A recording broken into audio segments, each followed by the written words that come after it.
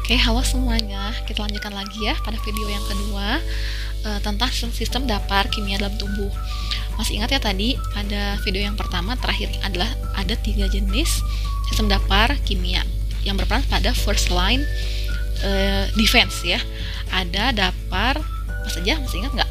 Dapur fosfat, dapur karbonat, dan di tengah adalah dapur protein.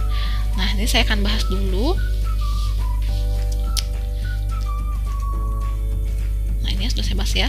Ada dapur fosfat, bikarbonat, asam karbonat, dapur protein. Nah, ini ada asam amino hemoglobin ya. Ini plus protein plasma tadi ya. Ada di video sebelumnya. Nah, oke. Lalu bagaimana perannya masing-masing? Kita lihat. Nah, kepada dapur asam amino, nah, tadi sudah saya katakan ya, pada dapur protein nanti yang plasma protein itu juga akan dipecahkan menjadi asam amino lalu dia mempengaruhi pH. Nah, ini kondisi netral pH adalah kondisi asam amino yang di tengah ya. Nah, ini ya. Perhatikan dulu yang tengah ini ya. Nih, ada gugus R ya. Gugus R ini adalah gugus samping, lalu ada gugus OH di sini ya. Nah, kenapa ini penting? Karena nanti akan berpengaruh dalam reaksi di sebelahnya ya, terutama R dan H+ yang di COOH ini. Bagaimana dia mengatur pH dalam tubuh kita dari dapur asam amino? Jadi yang pertama itu adalah ketika pH-nya itu turun ya, ini dulu ya. Asam berarti ya, ketika dia kondisi asam, maka akan ditambahkan H+ ya. Ditambahkan H+ dari mana? Sehingga tidak dari mana? Dari cairan yang lain. Kalau misalnya dia itu mengalami asam di extracellular fluid, maka akan didapatkan H+-nya dari intracellular fluid ya. Jadi itu sering bertukar. Nanti ditambahkan asam, tidak ditambahkan di sini ya, tapi tambahkannya di pinggir sini. Nah, jadi NH3. Sehingga gugus samping sini menjadi lebih positif ya. Kemudian jika pH-nya itu meningkat atau menjadi basah ya, jika pH-nya basah maka dia kelebihan H+. Oleh karena itu harus dilepaskan. Nah, ini dilepaskan H+. Oleh karena itu hanya hilang di sini ya, COO- dan gugusnya menjadi lebih negatif gugus sampingnya. Jadi di sini rilis H+, dan yang di sini absorb H+. Nah, gampang kan? Oke. Lalu bagaimana dengan dapur hemoglobin? Dapur hemoglobin ini merupakan suatu pendapur yang memiliki efek sangat cepat ya. Hanya satu-satunya buffer system dalam intracellular buffer system atau dalam ICF ya, ICF yang memiliki efek yang cepat pada ECF. Nah, ini juga kenapa yang menyebabkan kita sering mengenalnya itu pengaturan pH paling besar adalah HCO3 ya. Nah, karena ini dari dapur hemoglobin, ini punya respon yang paling cepat. Lalu yang kedua dari dapur nanti bikarbonat, itu mirip dengan seperti ini ya. Nah, mengapa salah satu alasan lagi kenapa dia cepat immediate effect ini, karena dia ada senyawa CO2 yang dipertukarkan dan dia berdifusi secara cepat. Ya. Oke. Kita lihat dulu apa sih hubungannya CO2 dengan pH. Oke. Kita lihat ya, ini kondisi homeostasis. pH itu normal 7,35 sampai 7,45. Sedangkan untuk PCO2, tekanan CO2 itu normalnya 40 sampai 45 mm/Hg. Nah, dibaca di sini ya. Tekanan CO2 ini berbanding terbalik dengan pH. Jadi, kalau misalnya ini dulu ya, kesini dulu ke asam ya. Apabila tekanan CO2 ini asam atau menurun, maka pH-nya akan coba ditingkatkan ya. pH-nya akan coba ditingkatkan dengan cara ya, ini penekanan pH ya, yaitu melalui proses reaksi di mana H+ ini akan dilepaskan sebentar ya, dan dihasilkan H2O dan CO2 ya. Jadi di sini dengan adanya kondisi CO2 yang PCO2 yang menurun di bawah 40 ya, di bawah 40, maka nanti H akan dilepaskan dari senyawa H2CO3 ini ya, dan nanti dibentuk H2O dan CO2.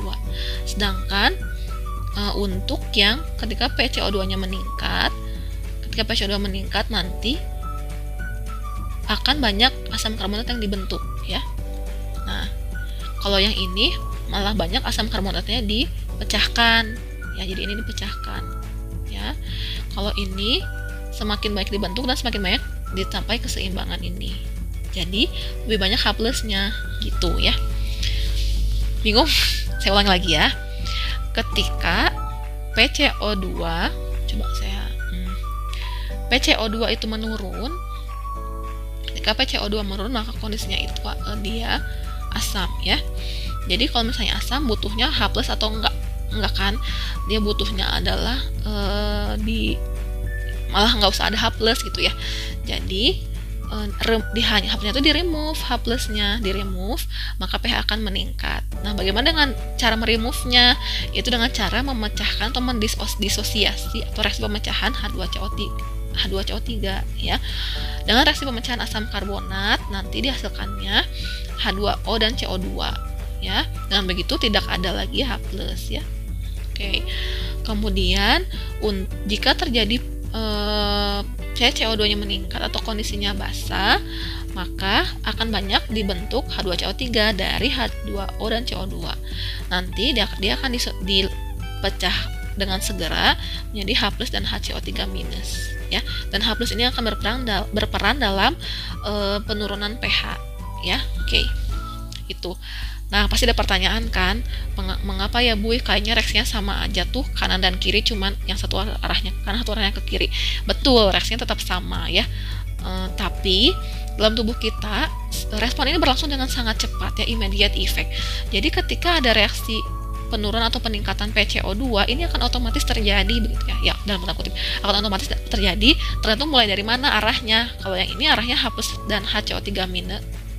Kalau yang asam ya, yang gambar ini, di sini arahnya adalah dari H plus dan HCO3 minus, nanti dia membentuk H2CO3 dan langsung dibentuk H2O dan CO2. Nah, kebalikannya, kalau misalnya dia ternyata basah, segera dibentuk H plus untuk menambahkan pH ya. Oke.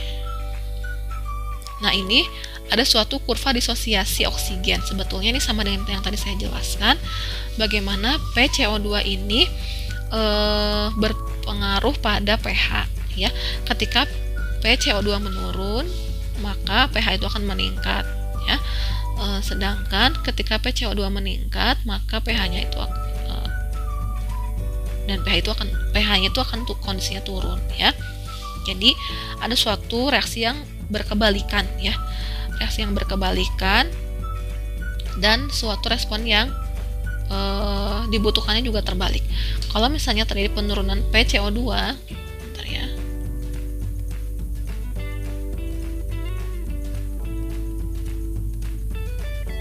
Ya. Kalau penurunan PCO2, maka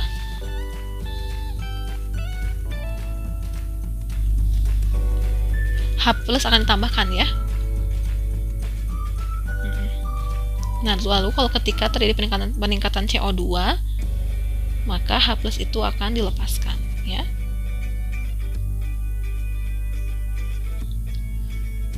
Oke. Mengapa saya munculkan gambar ini? Nah, kita lihat dulu ya.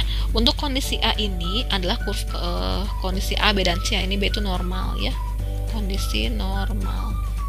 Nah, pada bagian A ini adalah kondisi yang lebih basah ya.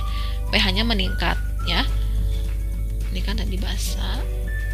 Nah, dengan adanya kondisi basah maka dia itu hanya lebih sedikit. Jadi, perlu ditambahkan H plus. Sedangkan untuk kondisi yang C ini, lihat di sini. Kondisi C ini adalah suatu kondisi di mana lebih asam. Ya, kondisi lebih asam, ini pH-nya menurun ya, sehingga H+-nya harus dirilis. Ini gambarnya sama dengan gambar yang sebelumnya ya. Nah, kalau yang kita lihat di sini kan adalah CO2-nya. Lalu kenapa namanya disosiasi oksigen, Bu? Nah, jadi mengapa berhubungan dengan oksigen? Karena PCO2 itu berhubungan juga dengan bagaimana afinitas oksigen di darah. Nah, pada kondisi yang lebih basah atau kondisi A, dia ada peningkatan ini banyak O2 pada Hb. Sedangkan pada saat kondisi asam banyak O2 yang dilepaskan gitu ya. Ini namanya disosiasi oksigen karena keterikatan CO2 dan O2 dalam hemoglobin itu ada komposisinya begitu ya. Ketika PCO2 menurun, maka lebih banyak O2 diikat di darah sehingga sifatnya menjadi lebih basa. Sedangkan pada saat kondisi asam, PCO2-nya meningkat ya. Dia itu afinitas oksigennya menurun.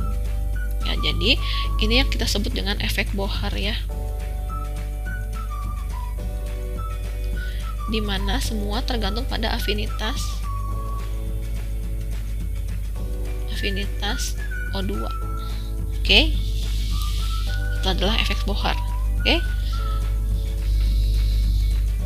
Saya rasa cukup ya untuk segmen yang kedua ini. Silahkan diulang lagi kalau misalnya ada yang bingung. Tapi yang pasti lihat saja gambarnya ya. Dan kalian bisa juga menyimak dengan baik. Nanti akan saya lanjutkan untuk sistem dapur kimia lainnya pada segmen yang ketiga. Terima kasih.